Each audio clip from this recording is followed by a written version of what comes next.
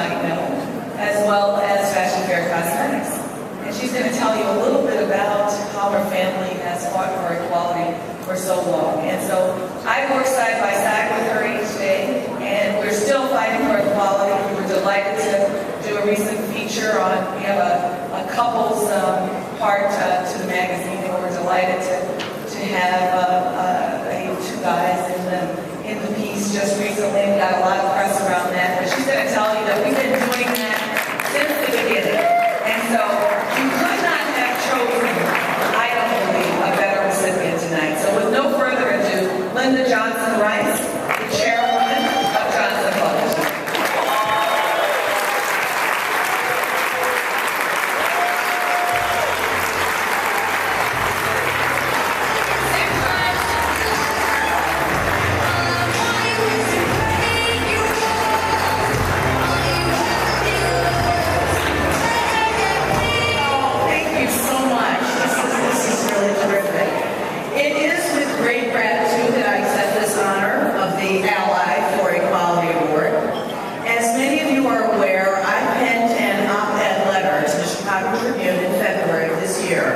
Expressing why I support LGBTQ community.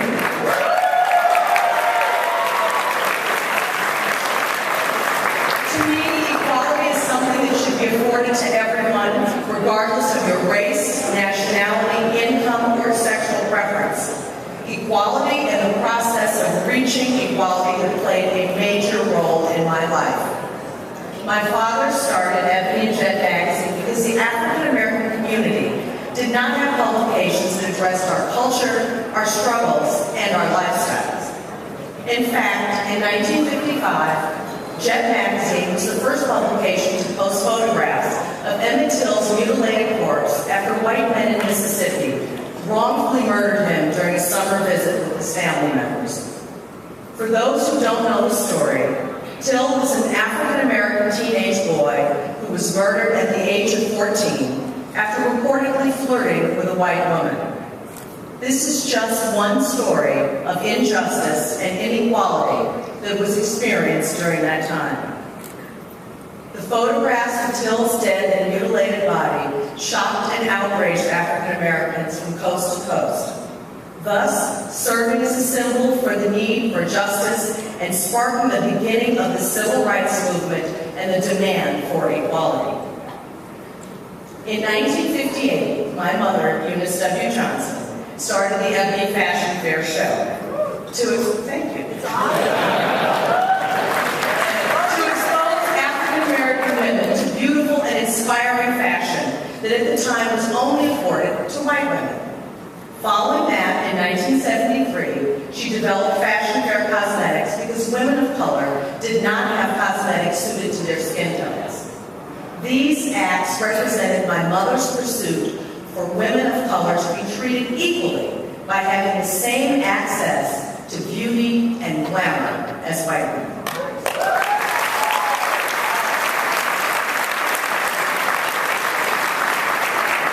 My mother and father instilled in me the very being of equality in thought, in action, and as a way of life.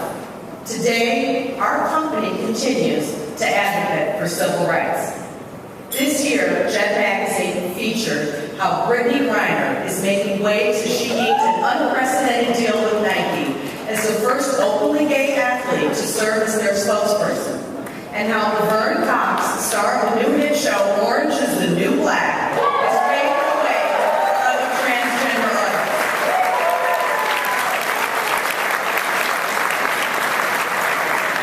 This year, Ebony Magazine featured the wedding of a same-sex male couple, and on National Coming Out Day, Ebony.com featured several stories of African Americans stepping forward to tell their story, such as a Black, openly gay senior on what it means to be out and proud, and a lesbian on embracing her queer identity and having the courage to do so publicly.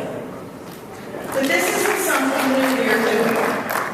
In 1970, Jet Magazine featured a lesbian couple's civil union, and in 1975, Ebony featured the story of the man who lived 30 years as a woman, because he rejected the sex he was born with. Johnson Publishing Company began as a company that served the needs of a community that was ignored at the time. Today, we continue to maintain that responsibility with our support for the LGBTQ community. As I said in my letter, fairness and equality means that there should not be a limit on who you can be. It means that young African-American man, like my father, can start a business with $500 and a dream. It means that a young African-American woman like my mother can walk into European fashion houses with her head held high and be treated with respect.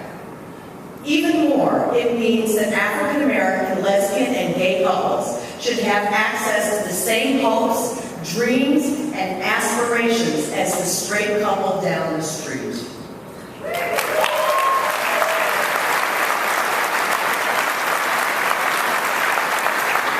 Fairness and equality are values of our nation that we as Americans strive to live by every day. We know in our hearts that none of us get ahead when some of us are stuck with second-class status. It is for this reason that I will always continue my advocacy for equal rights for any man and for any woman. Thank you.